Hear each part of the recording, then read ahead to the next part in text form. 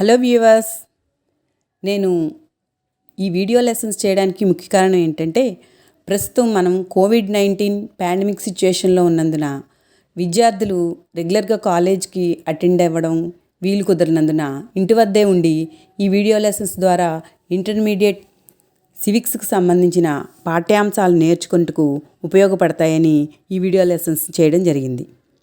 ముఖ్యంగా ప్రభుత్వ జూనియర్ కాలేజీలో చదువుతున్న తెలుగు మీడియం విద్యార్థులను దృష్టిలో పెట్టుకొని ఈ వీడియో లెసన్స్ చేయడం జరిగింది. ముందుగా సెకండ్ ఇయర్ సివిక్స్ పాఠ్యాంశాలతో ప్రారంభిస్తాను. కావున విద్యార్థులందరూ ఈ వీడియో లెసన్స్ను ఉపయోగించుకొని టెక్స్ట్ బుక్ చదివితే మరింత విషయావగాహన ఏర్పడుతుంది. ఇవి రాబోయే పబ్లిక్ పరీక్షల్లో విద్యార్థులకు ఉపయోగపడతాయని ఆశిస్తున్నాను. Dear students, all the best. పౌరశాస్త్రము, సివిక్స్, ఇంటర్మీడియట్ 2వ సంవత్సరం. సిలబస్ మొత్తం 13 చాప్టర్లు ఉంటాయి.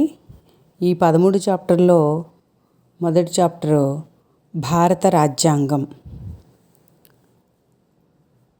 రెండవది ప్రాథమిక హక్కులు ఆదేశ సూత్రాలు, 3 కేంద్ర కార్యనిర్వాహక శాఖ, 4 కేంద్ర శాసన నిర్మాణ శాఖ, 5 కేంద్ర న్యాయ శాఖ, 6 రాష్ట్ర కార్యనిర్వాహక శాఖ, 7 రాష్ట్ర శాసన నిర్మాణ శాఖ, 8 రాష్ట్ర న్యాయ శాఖ, 9 కేంద్ర రాష్ట్ర సంబంధాలు, 10 భారతదేశంలో స్థానిక ప్రభుత్వాలు, 11 ఎన్నికలు ప్రాతినిధ్యం, 12 రాజకీయ పార్టీలు, 13వది ఆంధ్రప్రదేశ్ భారతదేశంలో ఇటీవలి పరిణామాలు.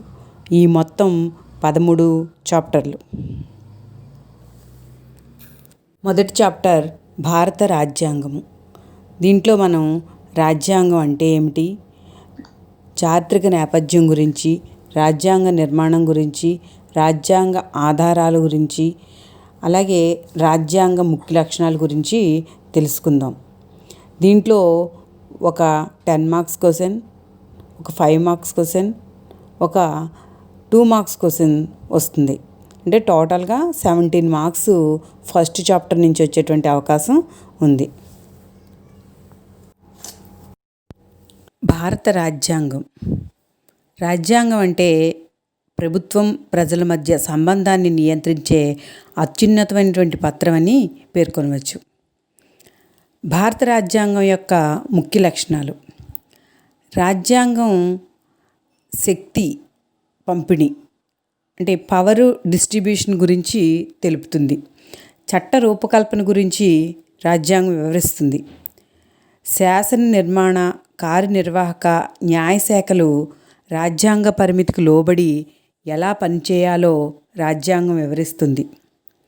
ప్రభుత్వం ప్రజల మధ్య ఉన్న సంబంధంతో పాటు ప్రభుత్వం నిర్వర్తించవలసిన బాధ్యతల గురించి వివరిస్తుంది.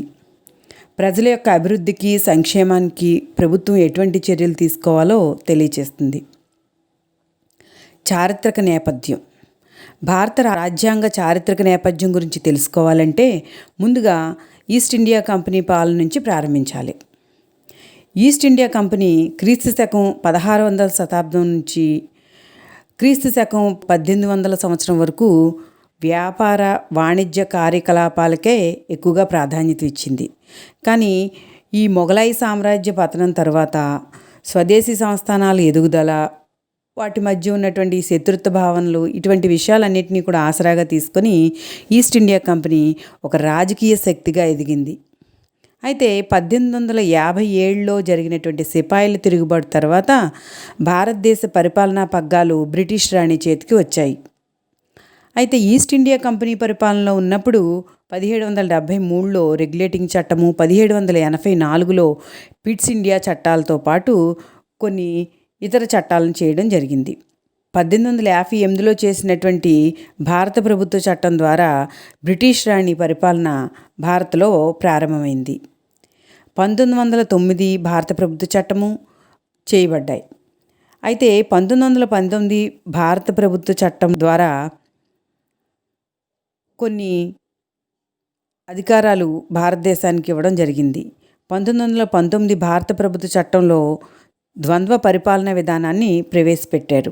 అయితే 1919 భారత ప్రభుత్వ చట్టం రూపకల్పనలో బాగున్నప్పటికీ అవి పూర్తిగా అమలు కాలేదు. దీంతో అసంతృప్తితో ఉన్నటువంటి కొంతమంది ఉత్సాహవంతులైనటువంటి భారతీయులందరూ కలిపి 1885లో ఇండియన్ నేషనల్ కాంగ్రెస్ని ఏర్పాటు చేసి భారతీయులకు కొన్ని హక్కులు కావాలని కోరడం జరిగింది. అయితే ఇండియన్ నేషనల్ కాంగ్రెస్లో గాంధీజీ చేరికతో ఈ డిమాండ్ మరింత ఊపందుకుంది. అఖిల భారత సమైక్య ఒకటి ఏర్పడాలని చెప్పి ఇండియన్ నేషనల్ కాంగ్రెస్ కోరుకుంది.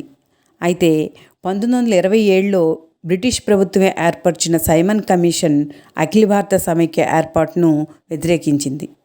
దాంతో ఇండియన్ నేషనల్ కాంగ్రెస్తో బ్రిటిష్ ప్రభుత్వం లండన్లో 3 రౌండ్ టేబుల్ సమావేశాలు 1930, 31, 32 సంవత్సరాల్లో ఏర్పాటు చేసింది.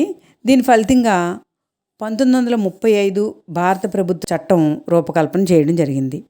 అయితే రెండో ప్రపంచ యుద్ధంలో మిత్ర దేశాలతో కలిసి బ్రిటన్ విజయాన్ని అందుకుంది.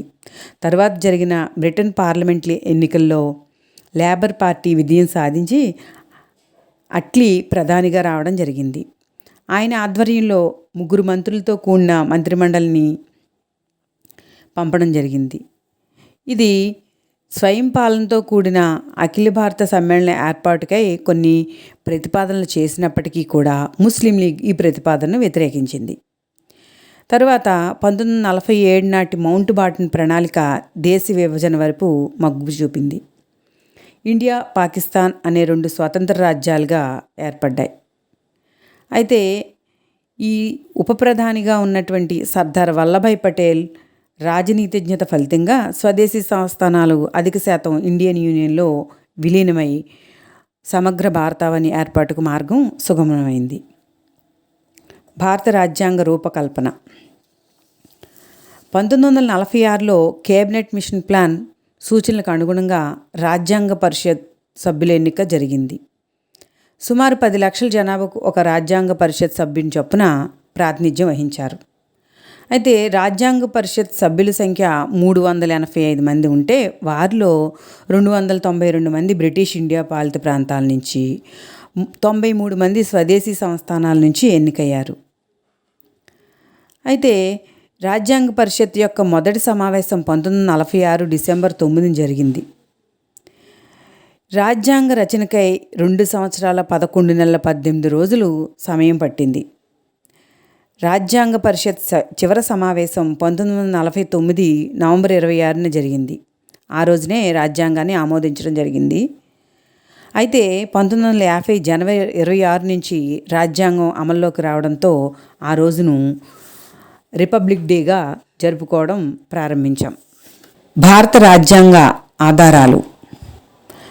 భారత రాజ్యాంగ ముసాయిదా రూపకల్పన సమయంలోనే అనేక సమకాలీన రాజ్యాంగాలను పరిశీలించి అందులోంచి చాలా అంశాలను గ్రహించి భారత రాజ్యాంగంలో రూపకల్పనలో ఉపయోగించారు. అయితే సుమారు 3 శతాబ్దాల పాటు భారతదేశాన్ని పరిపాలించినటువంటి బ్రిటిష్ వారి పాలనా పద్ధతులు రాజ్యాంగంపై ఎంతగానో ఉన్నాయి. అటువంటి వాటిలో పార్లమెంటరీ తరహా ప్రభుత్వం, సమన్వయ పాలన, శాసన నిర్మాణ ప్రక్రియ మొదలైన వాటిని పేర్కోవచ్చు. అలాగే అమెరికా రాజ్యాంగం నుంచి ప్రాథమిక హక్కులు, స్వతంత్ర న్యాయశాఖ వంటి అంశాలు, ఐర్లాండ్ రాజ్యాంగం నుంచి ఆదేశ సూత్రాలు, ఫ్రెంచ్ రాజ్యాంగం నుంచి స్వేచ్ఛ, సమానత్వం, సౌభ్రాతృత్వం అనే అంశాలను పీఠికలో చేర్చడం జరిగింది. అలాగే జర్మనీ రాజ్యాంగం నుంచి అవశిష్ట అధికారాలను గ్రహించడం, దక్షిణాఫ్రికా నుంచి రాజ్యాంగ సవరణ విధానాన్ని గ్రహించారు. ఇలా అనేక అంశాలతో పాటు 1935 భారత ప్రభుత్వ చట్టం నుంచి కూడా చాలా అంశాలు గ్రహించడం జరిగింది. ప్రవేశిక. భారత రాజ్యాంగ పరిషత్ నందు నెహ్రూ గారు ప్రవేశపెట్టిన లక్ష్యాలు, ఆశయాలు తీర్మానానికి అనుగుణంగా ప్రవేశికను రూపొందించడం జరిగింది. ఈ రాజ్యాంగ ప్రవేశికను రాజ్యాంగ ప్రస్తావన, పీఠిక, ఉపోద్ఘాతం, రాజ్యాంగం యొక్క ముందు మాటగా పేర్కొంటారు. భారత రాజ్యాంగం ప్రవేశికతో ప్రారంభమవుతుంది. రాజ్యాంగ ప్రవేశిక భారత ప్రజలమైన మేము అనే మాటతో ప్రారంభమవుతుంది. 1973లో కేశవానంద భారత్ కేసులో సుప్రీంకోర్టు తీర్పు చెబుతూ ప్రవేశిక రాజ్యాంగ అంతర్భాగమే అని పేర్కొంది.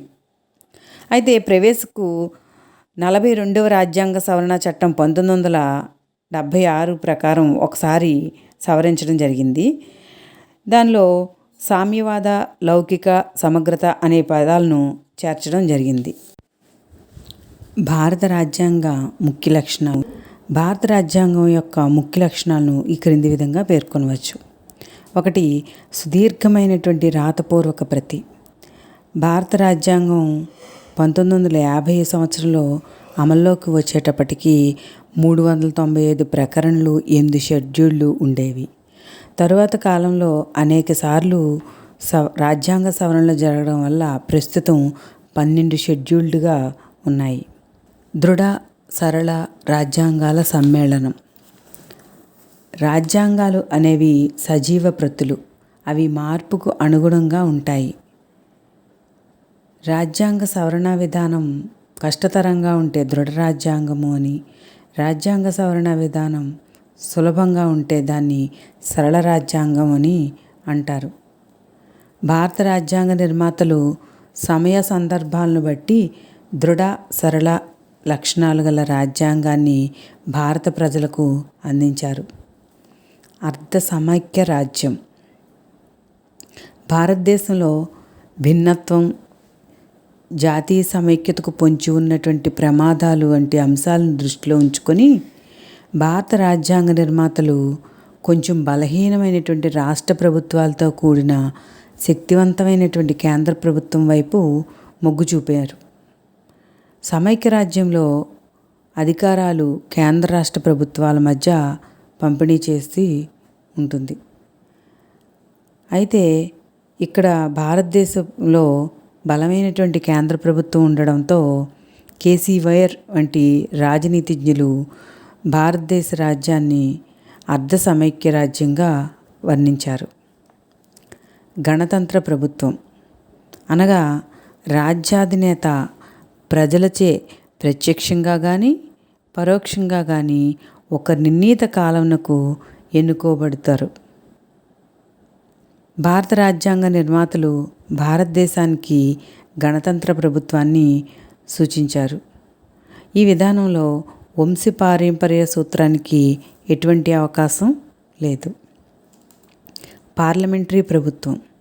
భారతీయులకు వలస పాలన కాలం నుంచి పార్లమెంటరీ ప్రభుత్వ పద్ధతితో పరిచయం ఉంది. అలాగే 1909, 1919, 1935లో రూపొందించిన భారత ప్రభుత్వ చట్టాలు పార్లమెంటరీ విధానానికి గట్టి పునాదులు వేశాయి. పార్లమెంటరీ పద్ధతిలో అధికారాలు మంత్రులతో కూడిన మంత్రిమండలి మధ్య పంపిణీ అవుతాయి. ప్రాథమిక హక్కులు, ప్రాథమిక బాధ్యతలు. భారత రాజ్యాంగం 3వ భాగంలో 12 నుంచి 35 వరకు గల ప్రకరణలు పౌరులందరికీ ప్రధానమైన మానవ హక్కుల్ని అందించాయి. అలాగే 42వ రాజ్యాంగ సవరణ చట్టం ద్వారా 4వ భాగంలో 51A నిబంధనలో ప్రాథమిక విధుల్ని చేర్చింది. పౌరులు కొన్ని బాధ్యతలు నిర్వర్తించవలసిన ఆవశ్యకతను అవి పేర్కొంటాయి. ఏక పౌరసత్వం.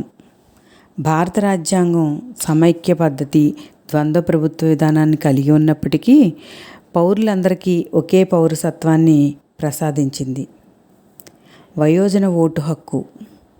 పార్లమెంటు, రాష్ట్ర శాసనసభలకు జరిగే ఎన్నికల్లో ప్రతినిధులను ఎన్నుకునేందుకు భారత రాజ్యాంగం 18 ఏళ్లు నిండిన పౌరులందరికీ ఓటు హక్కును ప్రసాదించింది. దీని ప్రకారం వయోజన పౌరులందరికీ కులం, తెగ, మతం, లింగం, అక్షరాస్యతలతో సంబంధం లేకుండా ఓటు హక్కును కల్పించారు. లౌకిక రాజ్యం. లౌకిక రాజ్యం అనగా మత ప్రమేయం లేని రాజ్యం. మన రాజ్యాంగం భారతదేశంలో ఏ ఒక్క మతాన్ని అధికార మతంగా గుర్తించలేదు. ప్రభుత్వం అన్ని మతాలను సమప్రాధాన్యతతో ఆదరిస్తుంది. స్వతంత్ర న్యాయశాఖ.